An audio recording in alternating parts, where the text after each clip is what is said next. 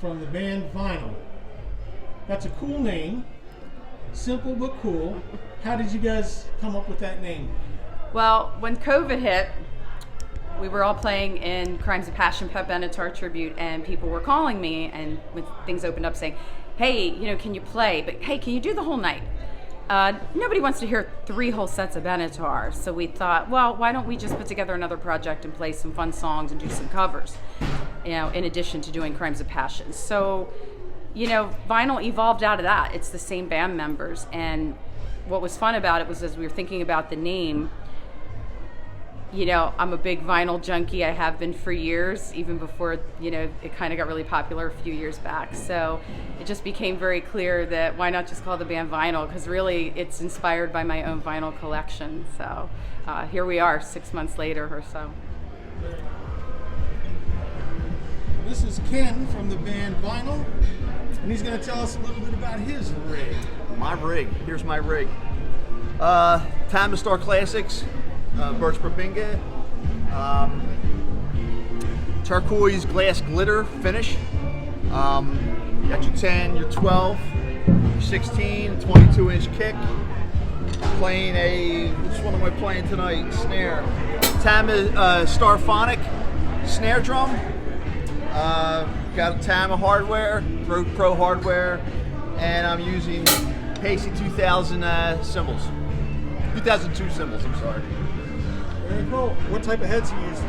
On this kit, I got Evans. Evans, I don't even know what I got on here. They look like the oils. Yeah. Crimes of Passion, Pat Benatar tribute band that I'm in. I had a drum set created like Pat Benatar's original drummer, Myron Kronbacher. The white Japanese kit. I had, and I had my initials put on it. So it looks just like Myron's kit, just initials are different. Very cool. Yep. All right. Well, thank you so much, Ken. We appreciate it, man. No problem, man. Ian, the guitar player from Vinyl. How you doing, everybody? Tell us a little bit about your rig, man. Okay, let's start with the guitars. These are parts guitars that I built.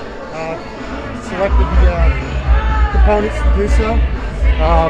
The roasted maple neck on this guy with a 52 Tele profile, so it's a real beefy neck.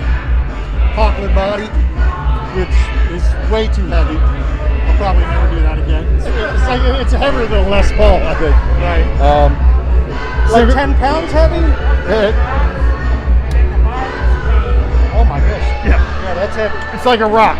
But it sounds great, plays great. Just don't know how to play it all night. That's why I've been switching up.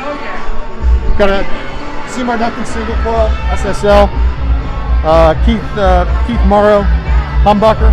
Kind of a heavy deal, but I've got it back down a bit so it's not so strong for this band. Floyd Rose, stainless steel jumbo frets. Then we'll move on to, it was the first year they put Floyd Roses on them, so I was completely thrilled with that. I love Floyd Roses. 57 reissue single coils, stacked Seymour Duncan hot stack. Again, stainless steel frets with jumbo. This guy's a Telecaster with a Stratocaster comfort fit. Leather pickguard card from a gentleman down in Texas. That's really cool. Yeah, it's really cool. There's a 5 pence. That represents my five. There's 5 brothers in my family. We're all from England, so that's a 5-cent penny from England. That's very cool. Stainless steel frets, roasted bird's eye maple. That's not roasted, but bird's eye maple, high figure. Beautiful. Swamp ash body. This is a great guitar. Swamp ash is a lot lighter, huh? Yeah, it's a Filtertron from a Gretsch Filtertron right here. Nice. Seymour Duncan hot stack for here. Can switch back and forth between humbucker and single coil mode, 3-way. Mesa Boogie mini rectifier. It's a 25 water, 2 channels. The clean channel. There's a dirty channel. A couple different modes on each channel depending what kind of flavor or gain you want. Switchable down to 10 watts. I got a single 12 wide body, so I got a nice warm mid to low. Air going. Yeah. It's an open back, which is nice. So okay. It's kind of like a really big twin, Fender twin kind of sound, that cabinet. It's pretty cool. It sounded great out here. Yeah, it works really well. My pedal board, this is the channel switcher for the amp. It's a distortion pedal that I use on the clean channel, but I also use it to boost solos. You know, I put it on top of the dirty channel. This is a clean boost, just to raise the volume up on certain stuff to get it above the band. Timeline delay. I've got a short, and then I've got like a David Gilmour kind of long echo. Tremolo and reverb, which is basically real Fender. Like if you had an amp and you didn't have this stuff and a clean amp and you plugged it in, you're going to get all the Fender stuff that you want. There's like a 61 tremolo, 63, the 65. Then you got 60s, 70s, and 80s reverb. The 80s setting, which is what I like, it'll give you that shimmer. It's like real popular with everybody on their clean sounds nowadays. It's pretty cool. Gives you a really long, you know, you turn this up and it'll just sound, you'll sound, you know, it'll sound like magic. Great stuff, man. Yeah. Mobius is their